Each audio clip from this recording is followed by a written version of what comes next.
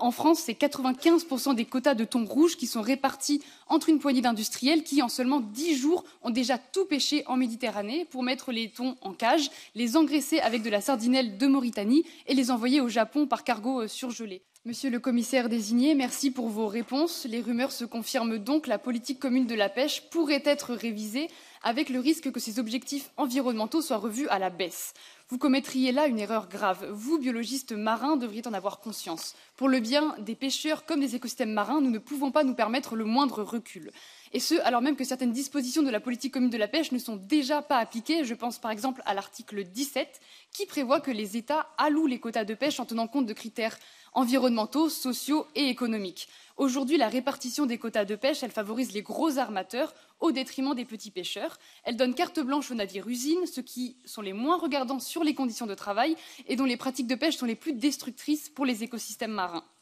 Et elle laisse dans le même temps, sur le carreau, la pêche artisanale à moindre impact environnemental, celle qui crée davantage d'emplois et fait vivre le tissu économique local. Je pense aux criées, au mareyage, mais aussi aux marchés et restaurants.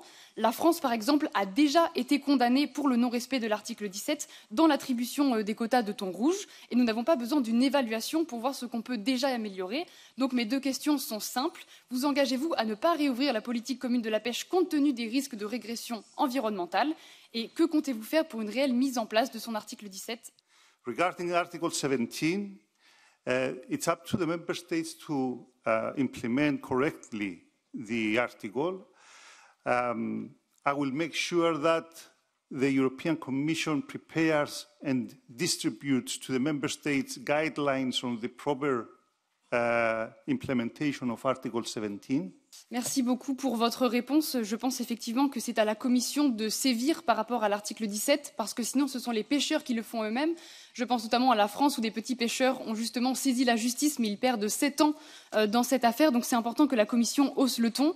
En France, c'est 95% des quotas de thon rouge qui sont répartis entre une poignée d'industriels qui, en seulement 10 jours, ont déjà tout pêché en Méditerranée pour mettre les thons en cage, les engraisser avec de la sardinelle de Mauritanie et les envoyer au Japon par cargo surgelé.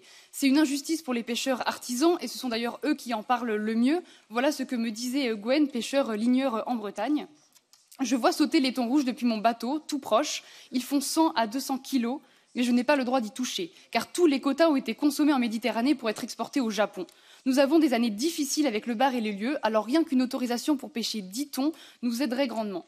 Et puis cela aiderait les crieurs, les mareyeurs, les restaurants du coin. Bref, cela profiterait à l'économie locale, ce qui n'est pas le cas aujourd'hui. L'État a été condamné, mais il ne nous autorise toujours pas ces quotas. Donc pour Gwen, pour tous les pêcheurs artisans d'Europe et pour la biodiversité marine, la Commission doit absolument faire appliquer cet article 17 et hausser le ton face aux États membres. Je vous remercie.